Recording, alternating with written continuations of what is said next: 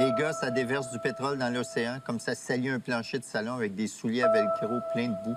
Ça extermine 6 millions de personnes comme ça brûle des fourmis avec une loupe. Ça te chauffe du poivre de Cayenne dans les yeux comme ça vient dans une fille qui n'en a pas envie.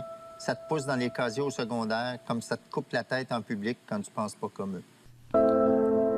Mouvement politique qui prône l'égalité réelle entre les hommes et les femmes dans la vie privée et dans la vie publique, dont les buts sont de définir, d'établir et d'atteindre l'égalité politique, économique, culturelle, personnelle, sociale et juridique entre les hommes et les femmes. C'est du moins la définition et les buts que l'on retrouve dans la plupart des dictionnaires et encyclopédies en ligne. Par contre, peu de gens savent qu'il existe en fait plusieurs types de féminisme, qui ont tous des buts, des revendications et des façons de voir le mouvement qui leur sont propres. En tout, il existe au-delà de 10 courants de pensée féministes, dont entre autres le féminisme libéral et le féminisme libéral égalitaire, qui correspond à la définition la plus connue.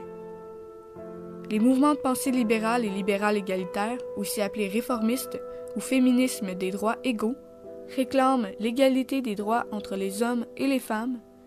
Une égalité complète permettrait aux femmes de participer pleinement à la société, au même titre que les hommes. Par ailleurs, il existe des courants de pensée du féminisme beaucoup moins connus, qui sont très spécifiques ou au contraire très larges, englobant plusieurs aspects, comme c'est le cas pour le féminisme intersectionnel. Contrairement au courant réformiste, le féminisme intersectionnel ne s'intéresse pas seulement aux problèmes des femmes vivant du sexisme. Il s'agit d'un mouvement plus inclusif, qui représente tous et toutes, que ce soit les hommes, les femmes, les personnes transgenres, les homosexuels, les lesbiennes, les personnes d'autres religions. Il s'agit d'un mouvement qui prend en compte les personnes qui peuvent vivre plusieurs éléments d'oppression en même temps, comme par exemple être une femme, mais également être noire. Les féministes cherchent ici à comprendre comment les différentes discriminations s'accumulent pour former une seule oppression globale. Également, on peut retrouver des types de féminisme plutôt centrés sur l'augmentation du pouvoir des femmes au détriment de celui des hommes, et donc moins centrés sur l'égalité homme-femme. Il s'agit d'une idéologie de féminisme radicaux ainsi que d'anarcha-féminisme. Ces deux mouvements très similaires considèrent que l'oppression des femmes est au bénéfice des hommes. Ce phénomène, nommé patriarcat, serait le fondement même du système de pouvoir sur lequel les relations humaines sont organisées, empêchant l'existence de différences précises entre les hommes et les femmes. Les femmes étant sans cesse définies, construites comme antithèses, soit idéalisées ou démonisées par les hommes.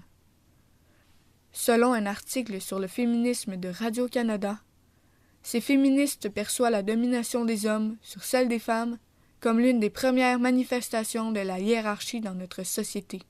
Il existe plusieurs autres mouvements féministes, outre ceux-ci. Certains sont plus fanatiques et d'autres moins. Mais il faut savoir que si ces différents mouvements ont été créés, c'est parce qu'il y a eu un moment dans l'histoire des femmes où il a été nécessaire de se lever debout et de se révolter pour provoquer un changement. Alors même si on rit parfois des féministes radicaux, on peut se dire aujourd'hui, c'est grâce à ces femmes qui sont sorties dans les rues, dans le froid, et qui ont même fait de la prison pour faire respecter leurs droits, pour que leurs petites filles puissent mettre un bulletin de vote dans une boîte.